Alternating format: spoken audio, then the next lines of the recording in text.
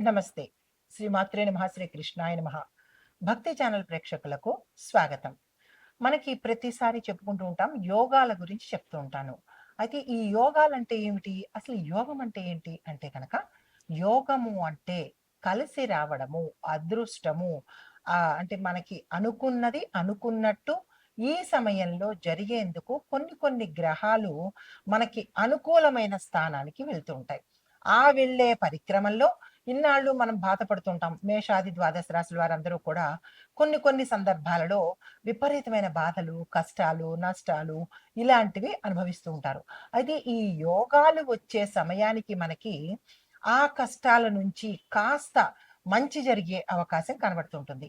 అయితే ఇవి ఏ ఏ గ్రహాలు కలిస్తే మనకి మంచి జరుగుతుంది అంటే కొన్ని కొన్ని మంచి శుభగ్రహాలు కనుక కలిస్తే మనకి విశేషమైన అన్‌ఎక్స్‌పెక్టెడ్‌గా మంచి జరిగే అవకాశం కనబడుతుంది. ఇన్నాళ్ళు మనం బాధలో ఉన్నా లేదంటే నిరాశ, నైరాశ్యము, నిస్పృహలో ఉన్నప్పుడు ఈ యోగాల యొక్క అంటే ఈ యొక్క గ్రహాల కలయికతో మనకి మంచి జరిగే అవకాశాలు ఎక్కువ శాతం ఉంటాయి. అందుకే మనం ప్రతిసారి దేనికైనా అంటుంటారు పెద్దలు, యోగం ఉండాలి, యోగం ఉండాలి అంటే. యోగము అంటే మనకి కలిసి రావడము, అదృష్టము అన్నమాట. అయితే ఇప్పుడు మనకి ఆగస్టు 5వ తారీఖు నుంచి అంటే మనకి జూలై నెలలో 16వ తారీఖు నుంచి మళ్ళా మనకి 17వ తారీఖు వరకు అంటే ఆగస్టు 17వ తారీఖు వరకు గురు ఆదిత్య యోగం కలుస్తోంది. దాని తర్వాత గురువు తర్వాత మనకి బుధుడు ఆదిత్యుడితో అనగా రవిగ్రహము, బుధగ్రహము 2 కలిసి మరింత విశేషమైనటువంటి మంచి ఫలితాలను ఇవ్వబోతున్నాడు. అంటే ఈ సంవత్సరం 2026 ఓవరాల్‌గా చూసుకున్నట్టయితే చాలా అద్భుతంగానే మనకి మంచి మంచి యోగాలు వరుసగా వస్తున్నట్టుగా గోచరిస్తోంది పంచాంగం ప్రకారము. కానీ కొంతమంది ఏమంటారంటే, "నాకు కలిసి రాలేదు. నువ్వు చెప్పిందంతా వృధా" అని పండితులను విమర్శించడం చాలా అలవాటైపోయింది. ఇది మీ ఒక్కరి పేరు చెప్పో, లేదా పలానా వారి పేరు చెప్పో మీకు అద్భుతంగా ఉంటుంది అని చెప్పడం కాదు. పంచాంగం ప్రకారము చెప్పే మాటలు తప్ప ఎవరి సృష్టి కాదు, ఎవరి సొంత పైత్యము కాదు. ఈ విషయం ప్రేక్షకులు కొద్దిగా గమనించుకొని మంచి భావనతో వినే ప్రయత్నం చేయండి. జ్యోతిష పండితులను తోలనాడడం కానీ, అసభ్యమైనటువంటి మెసేజ్‌లు పెట్టడం కానీ, కామెంట్స్ పెట్టడం కానీ ఇలాంటివి మానుకుంటే ఈ యోగాలు మనకి ఇంకా ఎక్కువగా కలిసి వచ్చే అవకాశం ఉంటుంది. ఇష్టమైతే వినండి. లేదు అంటే కనుక ఆపేసుకుంటే మంచిది. కానీ శాస్త్రాన్ని దుయ్యబట్టడం చేసినట్టయితే కనుక కొద్దిగా ఇబ్బందులు పడే ఎంత యోగాలు కలిసినప్పటికీ కూడా మనము ఇబ్బంది పాలయ్యే అవకాశం ఉంటుంది. కాబట్టి భక్తి ప్రేక్షకులు భక్తి మార్గంతోనే ఈ జ్యోతిష్యులు చెప్పినది ఏదైనా వినే ప్రయత్నం చేయండి. ఆచరించడం మీ ఇష్టము. అయితే మనకి ఆగస్టు 5వ తారీఖు నుంచి మళ్ళా ఆగస్టు 17వ తారీఖు వరకు బుధాదిత్య యోగం అనేది కలిసి వస్తుందనమాట. అంటే ఇందులో బుధుడు, రవి ఈ ఇద్దరూ కూడా మనకి ఒకే రాశిలో సంచారం చేస్తూ మిగిలిన రాశులకందరికీ కూడా వారి వారి యొక్క జన్మ కుండలిలో ఏ స్థానంలో అయితే వీళ్ళు కలుస్తున్నారో ఆ స్థానము అద్భుతంగా ఉండేందుకు జరుగుతుందనమాట. అయితే ఇక్కడ మనం ఏం చేస్తామంటే ఈ యొక్క బుధాదిత్య యోగంలో 12 రాశుల వాళ్ళకి ఏ ఏ రంగంలో ఎలా ఉండబోతోంది అని నేను ప్రతిసారి చెప్పినప్పుడు ఉద్యోగము, వ్యాపారము, రాజకీయము, వ్యవసాయము, వాతావరణము ఇలా ప్రతి ఒక్కళ్ళకి కూడా నేను టచ్ చేస్తూ ఎవరెవరికి ఎలా ఉండబోతోందో అనేది సవివరంగా నేను మీకు తెలియచేసుకుంటున్నాను. అదే పరిక్రమంలో ఈసారి బుధాదిత్య యోగంలో 12 రాశుల వాళ్ళకి అందులోనూ విద్యార్థుల దగ్గర నుంచి ప్రతి ఒక్కళ్ళకు, స్త్రీలకు అందరికీ కూడా నేను ఒక్కొక్కటి వివరంగా చెప్తాను. చాలా మందికి పురుషులకేనా జాతకము అని అనుకుంటారు. తప్పు. అంటే మనము జెండర్ లేకుండా చెప్తారు. ఇప్పుడు మనకి పంచాంగంలో కూడా స్త్రీలు, పురుషులు అనేది ప్రస్తావన ఉన్నప్పటికీ సామాన్యంగా ఆ రాశిలో ఉండే ప్రతి ఒక్కళ్ళకి అన్నీ అన్వయించబడతాయి అనేది చెప్పదగినటువంటి విషయం అనమాట.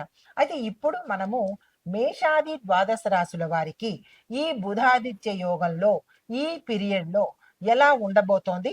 ఎవరెవరికి మంచి జరగబోతోంది? అనే అంశాలు మీకు ప్రతి ఒక్కటి సవినయంగా, సవివరంగా తెలియచేసుకుంటాను. తదుపరి రాశి కన్యా రాశి. ఈ రాశి వారికి బుధాదిత్య యోగంలో ఎలా ఉండబోతోందంటే, బుధుడు సూర్యుడితో కలవడం వల్ల ఆహ్, మీకు విశ్లేషణా శక్తి, లెక్కలు, ప్రణాళిక, తెలివైన నిర్ణయాలు తీసుకోవడము, ఉద్యోగంలో నైపుణ్యాలు పెరగడము, గతంలో ఏమైనా ఆగిపోయిన పనులు ఇప్పుడు ముందుకు వెళ్ళే అవకాశాలు ఎక్కువ శాతం కనబడుతున్నాయి. దేశ ఆర్థిక, రాజకీయ, రక్షణ, న్యాయ, వాతావరణ పరిస్థితులు చూసినట్టయితే ఆర్థిక రంగంలో లెక్కలు, ఆర్థిక సంస్కరణలు, పన్నులు, బ్యాంకింగు, టెక్నాలజీ ఈ రంగాలకు ప్రాధాన్యత పెరిగేందుకు అవకాశాలున్నాయి. రాజకీయ పరిపాలన, పాలనా విధానాలు చూసుకున్నట్టయితే కనుక ప్రభుత్వ నిర్ణయాలలో కొన్ని మార్పులు, చేర్పులు జరిగేందుకు అవకాశాలున్నాయి. రక్షణ రంగంలో చూసినట్టయితే కనుక పరిశోధన, సాంకేతిక అభివృద్ధి, సమాచార వ్యవస్థలు ముఖ్యమైన పాత్రను పోషించవచ్చు. న్యాయ రంగంలో చూసినట్టయితే కనుక పత్రాలు, ఒప్పందాలు, ఆర్థిక వ్యవహారాలకు సంబంధించిన అంశాలు చర్చనీయాంశంగా మారేందుకు అవకాశాలున్నాయి. వాతావరణ పరిస్థితుల్లో చూసినట్టయితే కనుక ఆరోగ్యము, వ్యవసాయము, నీటి వనరుల మీద దృష్టి పెట్టవలసిన పరిస్థితి ఏర్పడేందుకు అవకాశం ఉంది. ఈ రాశిలో ఉండే విద్యార్థులకు చూసుకున్నట్టయితే కనుక ఏకాగ్రత, జ్ఞాపక శక్తి కొద్దిగా దెబ్బతినే అవకాశం కనబడుతోంది. ఇతర వ్యాపకాలు తగ్గించుకుని మీ కెరియర్ మీద, మీ చదువు మీద దృష్టి పెట్టవలసిన పరిస్థితి. మెడిసిన్, అకౌంట్స్, కంప్యూటర్స్, గణితము, సైన్స్, పరిశోధన ఈ రంగంలో ఉన్న వారికి అనుకూలమైన సమయము. పోటీ పరీక్షలకు సిద్ధమయ్యే వారికి మంచి ఫలితాలు పొందేందుకు ఇది అద్భుతమైన అవకాశము. విదేశీ విద్య ప్రయత్నాలు చేసే వారికి కొన్ని మార్గాలు మాత్రమే తెరుచుకుంటాయి. మరికొన్ని మార్గాలు మీకు అడ్డుగా నిలబడే అవకాశం కనబడుతోంది. అయినప్పటికీ ప్రయత్నాన్ని వదలొద్దు. మీకు ఇవ్వదగిన సలహా ఏంటంటే, ఎక్కువగా ఆలోచించి ఆలస్యానికి గురి కావద్దు. టైంకి నిర్ణయాలు టకటకా తీసేసుకోండి. ఉద్యోగస్తులు చూసుకున్నట్టయితే కనుక మీ యొక్క పని పట్ల గుర్తింపు రావడంతో పాటు విశ్లేషణ, నిర్వహణ, లెక్కలు చూపించి మీరు ఈ విభాగంలో పనిచేసే వాళ్ళు అంటే అకౌంట్స్, మేనేజ్మెంటు, అనలిటికల్‌గా ఇట్లాంటి ఉద్యోగ బాధ్యతలు తీసుకున్న వాళ్ళకి మీ యొక్క పనుల్లో సక్సెస్ వచ్చే అవకాశం కనబడుతోంది. ప్రమోషన్ లేదా కొత్త బాధ్యతలు వచ్చే అవకాశం కూడా గోచరిస్తున్నది. ఉద్యోగంలో మార్పులకు ఇది సమయం. మీరు వేరే ఉద్యోగానికి వెళ్ళాలనుకుంటే ఈ సమయం అద్భుతంగా ఉంది. వెంటనే మారొచ్చు. ప్రత్యేకమైన అనుకూలమైన రంగాలు ఏమిటంటే banking, accounts, IT, data analysis, medical రంగము, పరిపాలన రంగము. ఈ రంగాలలో కనుక మీరు చేంజ్ అవ్వాలనుకుంటే సమయం మంచిది. చేంజ్ అవ్వచ్చు. వ్యాపారస్తులు చూసినట్టయితే కనుక మీరు ఒక ప్రణాళికతో ముందుకు వెడితే మంచి విజయాన్ని సాధించడంతో పాటు లాభాలు కూడా వచ్చే అవకాశం ఉంది. ఎలా పడితే అలా గాలివాటుగా కనుక మీ వ్యాపారాలు చేసుకున్నట్టయితే నష్టాలు పోయే అవకాశం ఉంది. కొత్త ఒప్పందాలు, కొత్త కస్టమర్లు కూడా పెరిగేందుకు అవకాశాలున్నాయి. ఆన్‌లైన్ వ్యాపారాలు, కన్సల్టింగు దీంతో పాటు సర్వీస్ రంగాలలో ఉన్నవారికి విశేషమైన అభివృద్ధి కనబడుతోంది. కొత్త మార్గాలు కూడా మీకు గోచరిస్తాయి. ఖర్చులు, లాభాల లెక్కలు మీరు చాలా జాగ్రత్తగా చూసుకోవాలంటే అకౌంట్స్ సంబంధించిన విషయాలు జాగ్రత్తగా మీరే స్వయంగా పరిశీలన చేసుకోండి.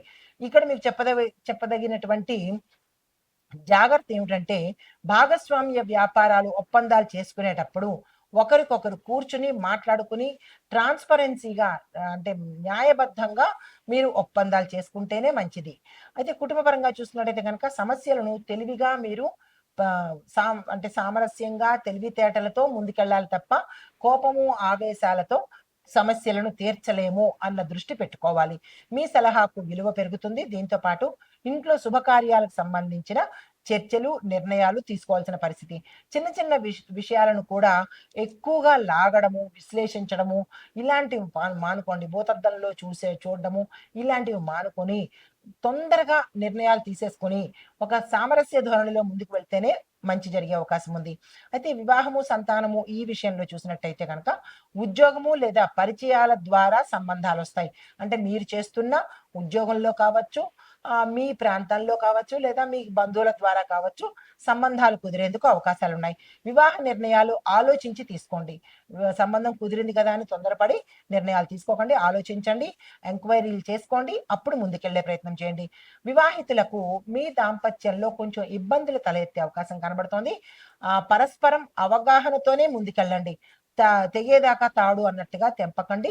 జాగ్రత్తగా అన్యోన్యంగా ముందుకెళ్లే ప్రయత్నం చేయండి. సంతానము, విద్య, ఆరోగ్య విషయంలో మంచి నిర్ణయాలు తీసుకోండి.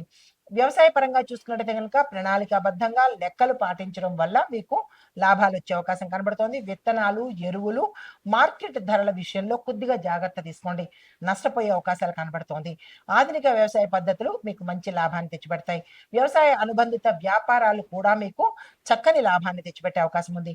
ప్రభుత్వ, ప్రైవేట్, ఐటీ రంగంలో ఉన్న వారికి పత్రాలు, దరఖాస్తులు, అధికారిక వ్యవహారాలలో పురోగతి అనేది గోచరిస్తున్నది.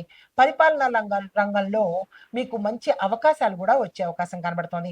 ఇంకా ప్రైవేట్ రంగంలో చూసుకున్నట్టయితే కనుక నైపుణ్యానికి తగినటువంటి గుర్తింపు వచ్చే అవకాశం కనబడుతోంది. జీతంలో పెంపు లేదా కొత్త బాధ్యతలు కూడా వచ్చే అవకాశం కనబడుతోంది. ఐటీ రంగంలో చూసుకున్నట్టయితే కనుక software, data science, AI, cyber security ఈ రంగాల్లో ఉన్న వాళ్లకు అభివృద్ధి గోచరిస్తోంది. మీకు కలిసి వచ్చే కలర్స్ ఆకుపచ్చ, తెలుపు, లేత పసుపు రంగు. కలిసి వచ్చే నెంబర్స్ 5, 6, 3. కలిసి వచ్చే వారాలు బుధవారము, శుక్రవారము, గురువారము. మీకు చెప్పదగినటువంటి పరిహారాలు ప్రతి గురువారము, ప్రతి బుధవారము, ప్రతి ఆదివారము.